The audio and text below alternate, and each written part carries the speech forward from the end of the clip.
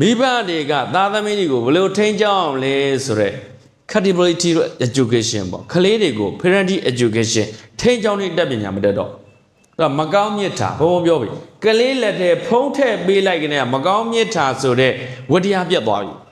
ကောင်းရာညွန်လက်မညွန်နိုင်တော့ဘူးအတက်တင်စေစိတ်ဝင်သားတော့ဘူးဒီနေ့ကကလေးလေးတယောက်ဘုံက TikTok မှာကြည့်လိုက်စနေနေ့ရှိသေးတယ်ဟောကလေးကဂိမ်းနေတော့အားရဝမ်းတာဂိမ်းနေနိုင်တော့ဂိမ်းနေရှုံတော့အဲ့ကလေးအလုံးလုံးစိတ်ဆိုးနေတခါတည်းသူအားမရဘူးစိတ်တိုင်းမကြောက်တော့နိုင်ရနဲ့ပြစ်ပြီးခေါင်းနေဆောင်းကလေးလည်း12နှစ်ပဲရှိသေးနောက်တော့မိဘတွေကဒီကလေးလေးအဲ့ကလေးလေးက4-5ရက်ပဲအိပ်ဘူးတဲ့တကယ်တော့ပုံမြင်မဟုတ်ဘူးတကယ်ဖြစ်နေတယ်4-5ရက်ပဲအိပ်ဘူးတဲ့အဲ့လိုနဲ့နေတဲ့အခါကျတော့နောက်မိဘတွေကဒီကလေးလေးကိုဒီကွန်ပျူတာဂိမ်းတွေကြောင့်ဖြစ်တာဆိုကွန်ပျူတာကြီးကိုဖွက်ထားတာအဲ့ကလေးကအယူတယောက်လိုဖြစ်သွားတာသူစိတ်နဲ့သူ့ကိုမကတ်တော့ကွန်ပျူတာလိုက်ရှာတယ်မိဘတွေနဲ့ရံဖြစ်တယ်စားကြတွေလာပြီးလွန့်ပစ်တယ်နော်မိဘတွေနဲ့ဒီကလေးတွေကရံသူဖြစ်သွားဒါကြောင့်မိဘတွေကငငယ်လေးနဲ့ကလေးကိုမှန်မှန်ကန်ကန်သင်မပေးရင်အဲ့ဒီမိဘတွေကသားသမီးရဲ့ရံသူလို့လောကနေတည်းဆိုတယ်စာဏကြနေတူမှာဒါပြောတာဟုတ်လားငယ်သင်္ခါကာလမိဘတို့တက်မသိစင်စစ်ကဲရံသူတဲ့တက်ပညာသင်မပေးတဲ့မိဘတွေကသားသမီးတွေရဲ့ဘာတော့လိမ္မာရေးကြရှိအောင်သင်မပေးတဲ့မိဘတွေကသားသမီးတွေရဲ့ဘာတော့စီကံစနစ်မရှိအောင်သင်မပေးတဲ့မိဘတွေကသားသမီးတွေရဲ့ဘာတော့မိဘလားရန်သူလားဒီနေ့မိဘအနေနဲ့မဟုတ်ဘဲနဲ့ရန်သူတွေဖြစ်နေကြတယ်ဆယ်ကျော်သက်တော့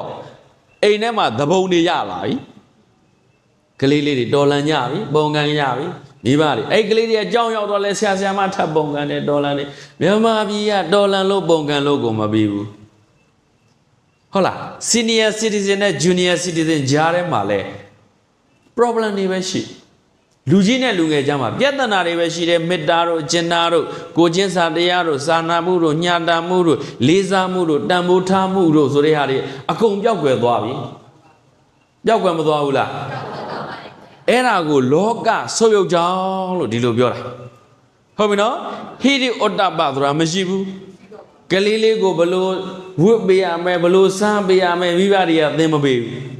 လှတယ်သမီးလေးတစ်နှစ်သမီးလေးနှစ်နှစ်သမီးလေးစကတ်အတူလေးဘောင်းမီအတူလေးတွေနဲ့အဲ့ဒီအတူလေးနဲ့ဘာမှမိဘတွေရှေ့သွားတယ်လဲဒီပဲဘုန်းကြီးကျောင်းရှေ့သွားတယ်လဲဒီပဲနော်အဲ့ဒီနဲ့အဲ့ကလေးလေးကအသက်ကြီးလာတယ်10ကျော်သက်ရောက်လာတယ်အတူပဲဝတ်နောက်20ကျော်30ဒီတိုင်းပဲနေတာနော်အဲ့လိုနဲ့နေနောက်တော့ဘုန်းကြီးရောက်ရှိဘလို့သွားမသိတော့ဆရာသမားတွေရှိဘလို့သွားမသိဘူးအနေမတက်အထိုင်မတက်ဟောအထိုင်မတက်တော့ဖြဲတယ်လို့တဲ့အပြောမတက်တော့ဆဲတယ်လို့ပဲခဏမိဘတွေကသားသမီးတွေကိုဖြဲနည်းနဲ့ဆဲနည်းတင်နေတယ်ဘာနည်းနဲ့ဘာနည်းတင်ပေးရ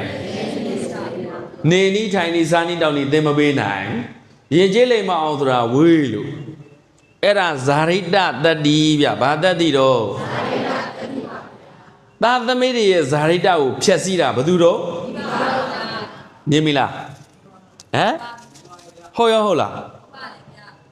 သားသမီးတွေရဲ့ဇာရိတကိုမိဘတွေကဖျက်ဆီးတာလက်ဥစရာညီထိုက်စွာပုပ္ပါစရိယမိနဲ့ပါမိဘဆိုတာလက်ဥစရာတဲ့ကလေးလေးမွေးအမေးတီကနေမေတ္တာတရအကျဉ်းနာတရစီးနဲ့စနစ်နဲ့နေတိုင်းထတိုင်းတဲ့စီးတဲ့ရေဆဲတဲ့ကစင်အမေဆိုတာစီကန်းကိုကိုစားပြုအဖေဆိုတာပညာကိုကိုစားပြုဟုတ်လားအဲ့တော့အကုမဲ့ကြံဗယံပရာတဲ့စီကန်းနဲ့ယဉ်ကျေးမှုနဲ့မနေတတ်တဲ့ကလေးကပညာတက်တော့တယ်အလကားပဲပညာဆိုတာသီးကန်းနဲ့အယောင်တင်မှလှတယ်စီကန်းဆိုတာလည်းပညာပါမှဖွံ့ဖြိုးတိုးတက်တယ်တကယ်ကိုရေရှည်ခိုင်ပါတယ် sustainable ဖြစ်တယ်ပေါ့အဲ့ဒါတွေဘုန်းတို့နိုင်ငံမှာအကုန်ပြတ်သွားတယ်ဒါကြောင့်အခြေခံအပြင်ကြည့်လိုက်တော့ဇာရိတသီလဆိုတဲ့အပိုင်းမှာမိဘကျင့်ဝတ်ကမိဘတွေကလည်းပြတ်နေပြီသားသမီးကျင့်ဝတ်ကသားသမီးတွေကလည်းပြတ်နေပြီဘယ်လိုလုပ်တော့မလဲဘယ်အချိန်စလုပ်မလဲမိဘတွေကသူတို့ကိုယ်သူတို့ယုံကြည်မှုမရှိဘူးသူတို့ကိုယ်တိုင်လည်းဘုရားရှိမကိုးဘူးလေသူတို့ကိုယ်တိုင်လည်းပရိတ်တွေမရဘူးလေပဋ္ဌာန်းတွေမရဘူးလေသူတို့ကိုယ်တိုင်လည်းဂုံတော်တွေမသိဘူးလေဘုရားဝင်တွေနားမလည်ဘူးလေ ဟုတ်လားအခုပြောဓာိတသီလဝိဒတွေကနှလုံးပြောတာတစ်လုံးအောင်မသိဘူးကဲဗုဒ္ဓဘာသာတဲ့ဟုတ်လားအဲ့ဒီတိုင်းနဲ့သားသမီးတွေကိုဘယ်လိုသင်မလဲဟဲ့စဉ်းစားကြည့်မိလားသားသမီးတွေမသင်တတ်တဲ့အခါပညာဆိုတာကကျောင်းတွေကရတယ်လို့ထင်ပြီးကြောက်လွတ်လိုက်ရော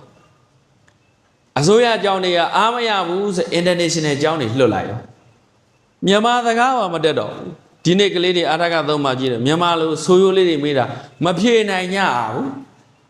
ဘုံဘစိတ်တောင်မကောင်းမြန်မာပြည်ရဲ့ကလေးတွေကမြန်မာစကားမတက်တော့ဘူးမိဘတွေကဒီကလေးတွေကိုဘယ်လိုမျိုးဆက်ဆံမလဲရှေ့လျှောက်ဘယ်လိုစကားတောင်ပြောစရာမရှိတော့ဘူးဖြစ်သွားမယ်နော်စကားတော့ပြောလို့မရဘူးစကားလာမပြောနဲ့ဗျာခမရတို့ခင်မဟုတ်တော့ဘူးဟုတ်လား AI ခေတ်ရောက်နေပြီဟာနောက်ဆို AGI နဲ့ဘုံမောခစ်ကိုတောက်လျှော့လိုက်သုံးတဲ့ကွန်ပျူတာတွေနောက်ဆုံးပေါ်သုံးတာ AI ဘုံအခု agent တွေခိုင်းတာ AI agent ကိုယ်တိုင် AI သုံးနေမှာကို agent တွေကိုခိုင်းတာတော့မဲဘာလုပ်တာစာအုပ်ထုတ်မယ်စာတွေရိုက်တာစကားပြောမယ်အဲ့ဒါ record လုပ်တာအကုန်လုံးဘုံခိုင်းတာ AGI ခေတ်ရောက်တော့ဒါပေမဲ့မိဘတွေက AI တောင်နားမလဲဘူး AI ကိုနားလဲဖို့အတင်းတိုက်သွင်းနေတာမဟုတ်ဘူးနည်းပညာနဲ့ပတ်သက်ပြီးပြောတာဟုတ်ပြီကလေးတွေနဲ့မိဘတွေနဲ့ခက်က generation gap ဖြစ်တာအရင်တော့တစ်နှစ်ချင်းဖြစ်တာဆက်စုနှစ်တစ်စုလောက်ကြာမှနည်းနည်းလေး change တာ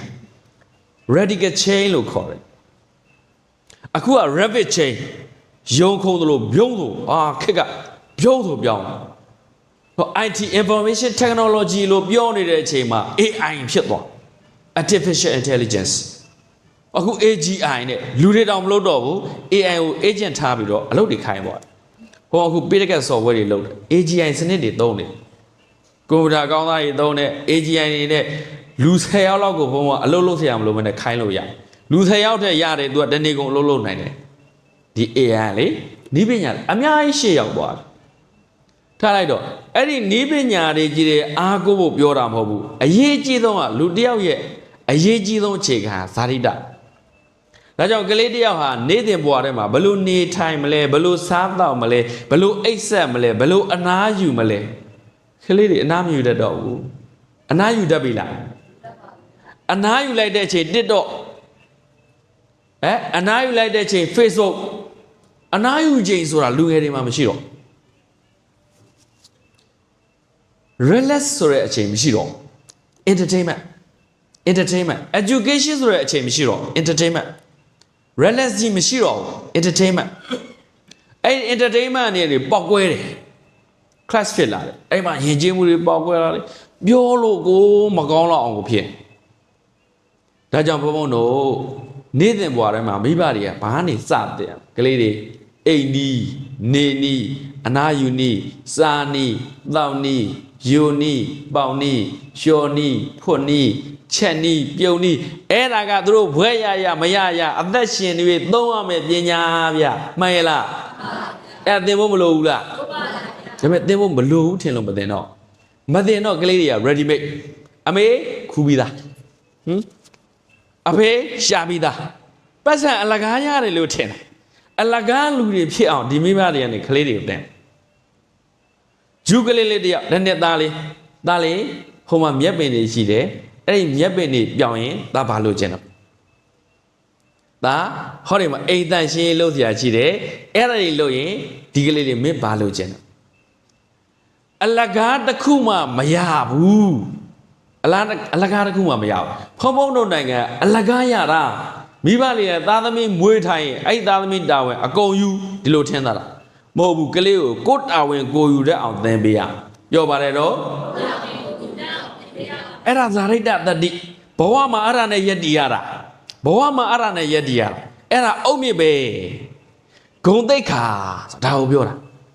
ကိုယ့်ပါသက်ကိုကိုယ့်ဟာကိုရှားစားတတ်တယ်ဘုံတို့ကိုရှားသားခဲ့တာဟာ၄တန်းလောက်နဲ့မိဘတွေကိုကူခဲ့ပြီအဲ့ဒီကူခဲ့တဲ့အကြောင်းအရာတွေပြန်စဉ်းစားလိုက်တဲ့ဂုံမငယ်ဘူးဂုံယူတယ်အဖေအထက်တဲ့ကရေတဲ့မိုးတဲ့ရေတဲ့ရင်းတော်ကြီးတိုက်သွားရွှွန်နေရလဲဘူး၆ရေတွေကလည်းလာမိုးတွေကလည်းရွာထားတခါတည်းညနေပိုင်းနေတွေကဘူးအညာဟိုးဗျပင်ပန်းလိုက်တာ ဖုန်းတို့ရင်းတော့တိုက်တာမဟုတ်ဒီတဲ့အလွတ်သွားတော့နွားယုံတို့ကျွဲယုံတို့ရွဲတယ်ဟာငါကြည့်လိုက်ရင်ငါဖေဒီလိုမထားဘူးငယ်ငယ်လေးနဲ့မိဘတွေဘက်ကိုခံစားတတ်တယ်အခုမိဘတွေအလုပ်ပင်မှန်းတာသားသမီးတွေမသိဘူးလေသိလားသိပါဘူးဘာခံစားချက်မှမရှိလွယ်လွယ်ပဲရတယ်ထင်တာကိုဗျ ready made အဲ့တော့ကလေးတွေကအသုံးမကျတဲ့သူဖြစ်သွားဘာမကျတဲ့သူဖြစ်သွားတန်ဖိုးမရှိတဲ့သူဖြစ်သွားတာဘာမရှိတာတန်ဖိုးမရှိတဲ့သူဘယ်သူလောက်တာ